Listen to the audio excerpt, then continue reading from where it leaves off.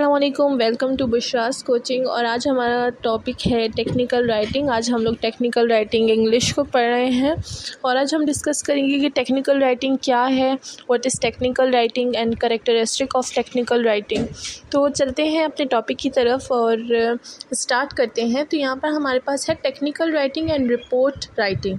तो यहाँ पर टेक्निकल राइटिंग को हम लोग रिपोर्ट राइटिंग भी कहते हैं, वो मैं आगे चल के आपको बताऊँगी कि ऐसा क्यों है। तो हम लोग सबसे पहले अपनी टेक्निकल राइटिंग की डेफिनेशन की तरफ आते हैं। तो यहाँ पर हमें कहा जाता है this is to give account और description of an aspect of a particular business, science, technology, trade और industry, government and other professional learn by experience, observation, study और इन्वेस्टिगेशन। तो जैसे कि यहाँ पे लिखा हुआ है, ये हमें बताते हैं कि ये टेक्निकल राइटिंग बेसिकली क्या है। ये हमारे पास है एक डिस्क्रिप्शन होती है, हमारे पास एक डिस्क्रिप्शन होती है एक चीज़ की लिखी हुई, जो कि हम लोग कैसे हासिल करते हैं, कैसे लिखते हैं उसे हम लोग या तो एक्सपीरियंस से लिखते हैं, ठीक है ना। अक्सर हम लोग कहते हैं कि अगर कोई इंसान बहुत एक्सपीरियंस होता है एक चीज़ में, तो हम उससे बोलते हैं यार तुम्हें ज़्यादा एक्सपीरियंस है, तुम ये काम करो, ये तुम्हारा ज़्यादा अच्छा होगा। तो इसी तरह जो टेक्निकल राइटिंग है वो भी हम लोग एक्सपीरियंस से लिखते हैं, ठीक है ना। ये हम लोग एक्सपीरियंस से लिखते हैं, या तो हम लोग टेक्निकल राइटिंग की स्टडी करते हैं। जिस तरह के BS में हम लोग टेक्निकल राइटिंग सब्जेक्ट पढ़ते हैं, वो इसलिए पढ़ते हैं क्योंकि आगे जाके जब हम लोग अपनी थीसिस करें या अपनी रिपोर्ट लिखें, अपनी प्रोजेक्ट्स लिखें, तो उसमें हमारी जो राइटिंग हो वो टेक्निकल हो। तो यहाँ पर इसका मकसद ये है कि हम लोग अपनी राइटिंग को किस तरह टेक्निकल बनाएंगे, उसकी स्टडी करें, ठीक है ना, या तो एक्सपीरियंस से हासिल करें या तो उसकी इन्वेस्टिगेशन करें कि हाँ किस तरह हम टेक्निकल राइटिंग लिख सकते हैं, ठीक है ना। तो ये हमारे पास टेक्निकल राइटिंग हो गया। फिर दूसरी तरफ हम चलते हैं, the final output of this process is a technical report which may range in a complexity and size of a simple memorandum और लेटर और टू एक्सप्लेन रिपोर्ट, ठीक है। तो देखिए, जैसे मैंने आपको शुरू में बताया कि मैं आपको बताऊंगी कि टेक्निकल राइटिंग को क्यों रिपोर्ट राइटिंग कहते हैं। तो वो इसी वजह से कहते हैं, जब हम लोग टेक्निकल राइटिंग यूज़ करते हैं किस चीज़ में और उसका जो आउटपुट होता है वो हमारे पास टेक्निकल रिपोर्ट में आता है, क्योंकि हमने टेक्निकल राइटिंग उसमें यूज़ की। एक तो आम राइटिंग होती है, जैसे हम लोग एकेडमिक राइटिंग और स्टोरी राइटिंग वगैरह ये चीज़ें होती हैं, और इसमें भी हमारे पास टेक्निकल राइटिंग यूज़ होता है, ठीक है ना। वो हम लोग आगे जाके डिस्कस करेंगे, हमारे टॉपिक्स में आगे आएंगे। तो यहाँ पर जो टेक्निकल रिपोर्ट है, रिपोर्ट राइटिंग जो है वो हमारे पास टेक्निकल राइटिंग से निकल के आती है। तो ये हमारे पास सिंपल सा हो गया, बहुत सिंपल आज का टॉपिक है। और इसमें लास्ट लाइन हमें बोली जा रही है कि every field of knowledge has develop its own technology and set of terminologies, ठीक है। ये तो बहुत सिंपल है। अब हम लोग आगे जाते हैं अपने यूजेस ऑफ टेक्निकल राइटिंग की तरफ। तो टेक्निकल राइटिंग को कैसे यूज़ किया जाता है और कहाँ कहाँ यूज़ किया जाता है, तो हम लोग वो डिस्कस करेंगे। तो यहाँ पे हमें बोला गया है technical writing is a straightforward, easy to understand explanation और instruction dealing with a particular subject. It is an efficient and clear way to explaining something and how it works। तो यहाँ पर हमें सिंपली ये बताया गया है कि टेक्निकल राइटिंग क्या है। ये हमारे पास स्ट्रेट फॉरवर्ड है, मतलब ये हमें आड़ी टेढ़ी बातें नहीं बताती और ना ही हमें ये बहुत ही ज़्यादा क्या नाम है घुमा फिरा के बातें बताना, ऐसे नहीं होता। बिल्कुल सिंपल जो लिखा है एज इट इज़ वही होता है, ठीक है ना। और ये बहुत ही आसान होती है समझने में, इसे एक्सप्लेन किया जाता है बहुत ही आसान तरीके से, ठीक है ना। टेक्निकल राइटिंग बहुत ईजी वे है अंडरस्टैंडिंग का। और कहते हैं कि जब हम लोग कोई इंस्ट्रक्शन दे किसी चीज़ को, तो उसमें हम लोग टेक्निकल राइटिंग यूज़ करते हैं। अक्सर हमने देखा होगा, हम लोग चीज़ें लेते हैं, जैसे कि हमने कोई ट्यूब ले ली, कोई बीमारी वाली ट्यूब होती है, कोई दवाई ले लें आप, उसमें हमारे पास एक चिट रखी होती है जो कि हम लोग पढ़ते ही नहीं है क्योंकि हमें वो पता होता है। तो अक्सर अगर आप उसे खोल के देखें तो उसमें जो लिखा होता है वो इंस्ट्रक्शन लिखे होते हैं। मोबाइल में इंस्ट्रक्शन लिखे होते हैं किस तरह केबल को कनेक्ट करना है, तो वो जो सारे इंस्ट्रक्शन लिखे होते हैं वो छोटी सी बुक में या छोटी सी रिसिप्ट में जो भी होता है, तो वो हमारे पास टेक्निकल राइटिंग होता है। तो उसमें हम लोगों ने टेक्निकल राइटिंग यूज़ की होती है ताकि जो हमारे जो लोग हैं जब वो ख़रीदें वो चीज़ें, तो वो लोग इंस्ट्रक्शन को फॉलो करें और वैसे ही उस चीज़ को यूज़ करें। तो ये हमारे पास इंस्ट्रक्शन में भी बहुत काम आता है। और ये कैसे हम लोग कोई चीज़ कैसे यूज़ करें, उसे कैसे खोलें, तो वो उसमें भी काम आता है। अक्सर अगर हम लोग, अब बहुत आम एग्जांपल मैं आपको दे दूं कि अक्सर हम लोग अगर माइक्रोवेव किसी ने नहीं यूज़ किया और वो माइक्रोवेव यूज़ करना चाह रहा है, उससे न्यू लिया है, तो उसके पास उसकी इंस्ट्रक्शन बुक मिलती है जो टेक्निकल राइटिंग से लिखी गई होती है, ठीक है। तो उसमें हमारे पास जो इंस्ट्रक्शन लिखी होती है हम लोग उसको फॉलो करते हैं और उसी तरह हम लोग अपना माइक्रोवेव यूज़ करते हैं, तो उसे हम लोग टेक्निकल राइटिंग की एक बहुत ज़्यादा ईजी एग्जाम्पल कह सकते हैं, ठीक है। अब हमारे पास आगे आता है the subject of technical writing can either be tangible और एब्स्ट्रैक्ट। अच्छा, टेंजिबल आता है, अब एब्स्ट्रैक्ट आता है। टेंजिबल क्या है, एब्स्ट्रैक्ट क्या है, वो हम देखते हैं। टेंजिबल क्या है, something that can be seen और touch such as computer software program और इंफॉर्मेशन और how to assemble a piece of furniture. तो टेंजिबल हमारे पास क्या है, जिस चीज़ को हम लोग हाथ लगा सकें।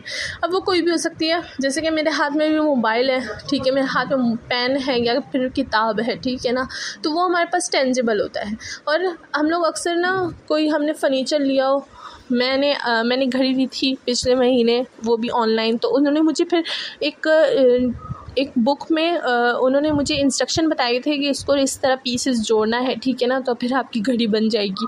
तो इसी तरह piece of furniture how to assemble, ठीक है ना, तो वो भी मैंने देखा कि हाँ हाउ टू असेंबल मैंने देख लिया, पढ़ लिया उस टेक्निकल राइटिंग की बुक को, और फिर मैंने अपने जो पीसेस हैं उसको असेंबल कर लिया। तो ये हमारे पास टेंजिबल हो गया। अब हमारे पास है एब्स्ट्रैक्ट, ठीक है, something that involve a series of step that aren't related to a tangible object. One of the might example is step required to complete an office process, ठीक है। ये भी बहुत सिंपल है, कहते हैं कि हम लोग कुछ स्टेप्स करते हैं जो हमारे पास रिलेटेड नहीं होते उस चीज़ के, बट वो स्टेप्स करके हम लोग वो चीज़ कंप्लीट कर सकते हैं, तो उसे हम लोग एब्स्ट्रैक्ट कहते हैं। एब्स्ट्रैक्ट को हम लोग आगे जाके एक मेन टॉपिक में हम लोग डिस्कस करेंगे, तो यहाँ पर बस हम लोग ने शॉर्ट फॉर्म सा लिख दिया है, थोड़ा सा इंट्रोडक्शन सा, ठीक है ना, और आगे से हम लोग यूज़ करेंगे। अब हमारे पास है some examples of technical writing. अब टेक्निकल राइटिंग की कुछ एग्जांपल्स आ गए, ठीक है ना। अब यहाँ पर हमारे पास है इंस्ट्रक्शन मैनुअल। जैसे कि मैंने आपको बताया, जो भी हमारे पास कोई प्रोडक्ट हम ले लें उसके साथ जो हमारे पास बुक होती है उसे हम लोग इंस्ट्रक्शन मैनुअल कहते हैं, और उसमें हम लोग जो राइटिंग लिखी होती है वो हमारे पास टेक्निकल राइटिंग होती है और वो हमारे यूजेस के लिए होती है, ठीक है ना। पॉलिसी मैनुअल, अक्सर हमारे जो पॉलिटिक्स की चीज़ें होती हैं, कोई भी पॉलिसी, अच्छा जैसे कि हमारे स्कूल में पॉलिसी लग गई कि हम लोग को आना है सुबह 8 बजे, ठीक है, क्योंकि हमारी न्यू पॉलिसी है और वो पॉलिसी टेक्निकल राइटिंग में लिखी होती है, ठीक है, उसे हम लोग टेक्निकल रिपोर्ट भी कह सकते हैं, और वो हम सबको दिया जाता है कि हाँ आपको इन पॉलिसी को फॉलो करते हुए आना है, ठीक है। फिर है हमारे पास प्रोसेस मैनुअल, वही बात हो गई कि किस तरह एक चीज़ को प्रोसेस करेंगे, तो वो हमारे पास प्रोसेस मैनुअल में आ गया। फिर हमारे पास है यूज़र मैनुअल, ठीक है। फिर रिपोर्ट ऑफ एनालिसिस है, ये हमारे काम का नहीं है इतना, लेकिन ठीक है, जब हम लोग किसी रिपोर्ट के एनालिसिस करें तो हम लोग के पास वो टेक्निकल राइटिंग में आता है। और instruction for assembling a product, जैसे कि मैंने आपको पिछली जगह पे बताया यहाँ पर कि कैसे हम लोग एक उसको यहाँ पर मैं अंडरलाइन कर दूँ, हाँ, कि हम लोग कैसे एक चीज़ को असेंबल करेंगे, तो वो है हमारे पास, सही है। अब हम लोग इसको हटा देते हैं, ठीक है, तो ये हमारे पास हो गया। अब हम लोग जाते हैं अपने फ़ीचर्स की तरफ। यहाँ पर है हमारे पास the 7 features of technical writing. ये मैं इसको ब्लॉक में कर दूँ ज़रा, ठीक है। तो ये हमारे पास है 7 फीचर्स ऑफ टेक्निकल राइटिंग। अब हम लोग पढ़ेंगे कि फ़ीचर्स और कैरेक्टरिस्टिक। अगर कहीं आगे कैरेक्टरिस्टिक तो बिल्कुल ना घबराइएगा, वो फ़ीचर्स की ही बात कर रहे हैं, और कई जगह ज़्यादातर फ़ीचर्स आता है, कैरेक्टरिस्टिक बहुत कम जगह आता है। तो हम लोग सबसे पहले अपने फर्स्ट फ़ीचर की तरफ चलते हैं। अच्छा, ये वो चीज़ें हैं जिसे हम लोग को मद्देनज़र रखना है जब हम लोग टेक्निकल राइटिंग लिखें, ठीक है। तो ये बहुत ही इंपॉर्टेंट है और इसको बिल्कुल भी इग्नोर नहीं करना।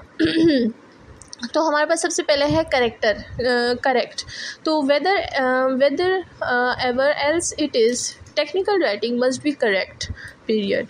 If technical writing is not correct, you can throw it directly into a trash basket since nothing else important as much। तो यहाँ पर जैसे हमें बहुत ही साफ अल्फाजों में बताया गया है कि जो टेक्निकल राइटिंग है वो हमारे पास करेक्ट होनी चाहिए, ठीक है ना।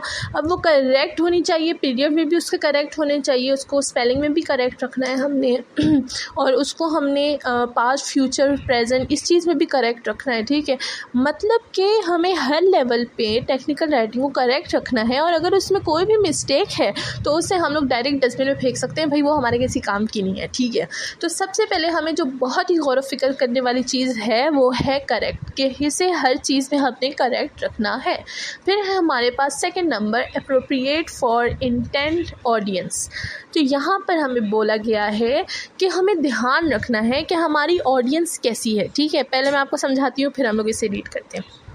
तो यहाँ पर हमें कहते हैं कि हमें देखना है कि हमारी ऑडियंस कौन से लेवल की है। अच्छा, ऑडियंस में लेवल होते हैं, कैसे लेवल होते हैं, जैसे कि अगर हम लोग किसी बिज़नेस सोसाइटी में जा रहे हैं, वहाँ पर हमारी कोई मीटिंग है, तो हमें वो जो चीज़ हम लोग एक्सप्लेन कर रहे हैं उधर तो सारे बिज़नेस पीपल बैठे हुए हैं, ठीक है ना। तो वो एक बिज़नेस लेवल हो गया। तो वहाँ पर हमें ध्यान रखना है कि हम लोग जो वर्ड्स यूज़ करें वो फेमिलियर हो हमारे ऑडियंस से, मतलब वो वर्ड्स हमें हमारे ऑडियंस को पता हो। ये नहीं कि हमें फिर हर वर्ड की मीनिंग बतानी पड़े, या फिर हम लोग मीनिंग नहीं बता रहे तो वो लोग समझेंगे नहीं, और जब वो लोग समझेंगे नहीं तो वो लोग हमारे ऊपर ध्यान नहीं देंगे, ठीक है ना। जब कोई चीज़ हमें समझ नहीं आती तो हम लोग उस चीज़ पे ध्यान नहीं देते, हम लोग बस अपने सोचों में गुम हो जाते हैं। तो हमें ध्यान रखना है कि जो हमारी ऑडियंस है उन्हें हमारी बात समझ आए, ठीक है, और उन्हें कोई भी डिफ़िकल्टीज़ ना हो उन बातों में, ठीक है, क्योंकि हम लोग को अपने ऑडियंस को अट्रैक्ट रखना है। तो ये नहीं कि हम लोग शुरू करें और बस उनको कुछ समझना है और हम लोग बोलते रहें, ठीक है ना, ऐसा नहीं चलेगा। हमें वो वर्ड्स यूज़ करने पड़ेंगे, वैसी लैंग्वेज यूज़ करनी पड़ेगी जो कि हमारे ऑडियंस को समझ आए। अब अगर मैं किसी उर्दू मीडियम स्कूल में जा रही हूँ तो मैं उर्दू बोलूँगी, मैं इंग्लिश नहीं बोलूँगी, क्योंकि मुझे पता है कि उन्हें इंग्लिश समझ नहीं आएगी। और अगर मैं इंग्लिश बोलूँगी तो मैं तो सिर्फ ख़ुद के साथ बोलूँगी, वो लोग ऑडियंस मेरी तरफ मुतवज्जह नहीं होंगे, ठीक है ना। तो इसीलिए मुझे उर्दू ही बोलनी पड़ेगी ताकि मेरे ऑडियंस मेरी तरफ अट्रैक्ट हों, ठीक है। तो इसी तरह हमें वही वर्ड यूज़ करने चाहिए जो हमारी ऑडियंस कंफर्टेबल हो उसके साथ, ठीक है ना। तो इसी को बोलते हैं audience level.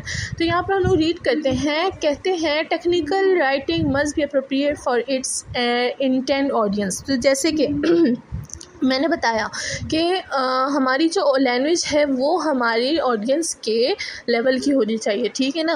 This audience can be a general audience, business people और a specialised group of engineers और साइंटिस्ट्स, ठीक है। If the writing style and vocabulary does not fit the audience, technical writing will be either meet with derision and criticisms because it is too hard, or because it is too easy for audience, or will fly over to the head of the puzzled audience because it is too hard to understand। जैसे कि मैंने आपको बताया कि अगर हम लोग मुश्किल चीज़ बोलेंगे और हमारे ऑडियंस उससे फेमिलियर नहीं होंगे तो वो लोग हमारे ऊपर ध्यान नहीं देंगे और वो उनके सर से गुजर जाएगी, ठीक है ना। और ज़्यादा ईजी भी नहीं होना चाहिए कि उनको सब कुछ समझ आए और उनको ऐसा कुछ ना हो उनको कोई दिलचस्पी ना हो जो हमारी प्रेजेंटेशन है, ठीक है ना। तो हमें थोड़ी सी हमें थोड़ी सी बहुत कई जगह हमें थोड़े से अच्छे वर्ड्स यूज़ करने चाहिए, कोई हाई लेवल के वर्ड्स यूज़ करने चाहिए, या फिर कई जगह हमें सिंपल वर्ड भी यूज़ करने चाहिए। थोड़ा सा ऑडियंस को अपनी तरफ अट्रैक्ट रखे रहना है, ये नहीं कि शुरू में वो सुने और बीच में छोड़ दें, तो बिल्कुल ऐसा नहीं करना, ठीक है। अब हमारे पास है कंसाइज। तो कंसाइज है, technical writing must be as brief as possible. If the writer can express something in 2 words it should not use 3 instead. It is not creative writing. All kind of editorials aside and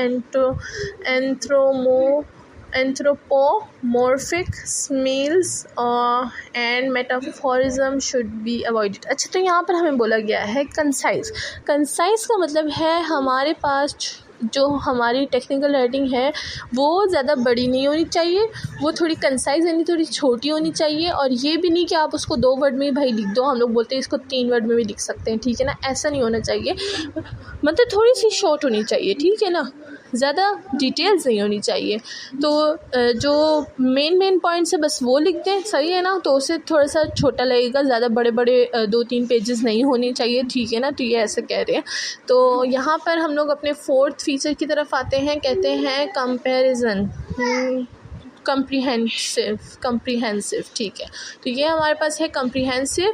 If you are explaining the function of button on a toolbar, you need to explain all of them. If a gadget has 2 communication ports, you need to explain how each of them is used. And any omission is covering all system components and attributes in a document mean an eventual call to the customer service। तो यहाँ पर अगर मैं आपको simple words में बताऊँ तो कहते हैं कि अगर हमारे पास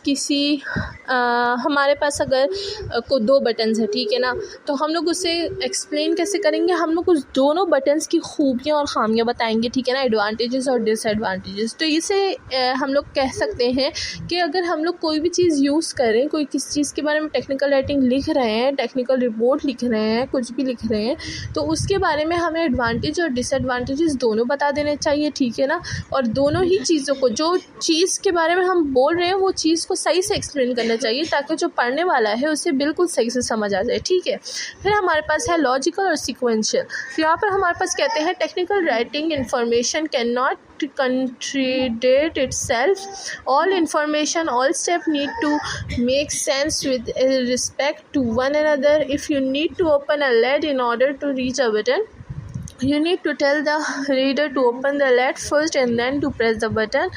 In the above case, do not instruct the user to press the button and then open the LED, ठीक है। तो यहाँ पर हमें बोला गया है कि लॉजिकल और सीक्वेंशियल हमें दोनों होने चाहिए, ठीक है ना।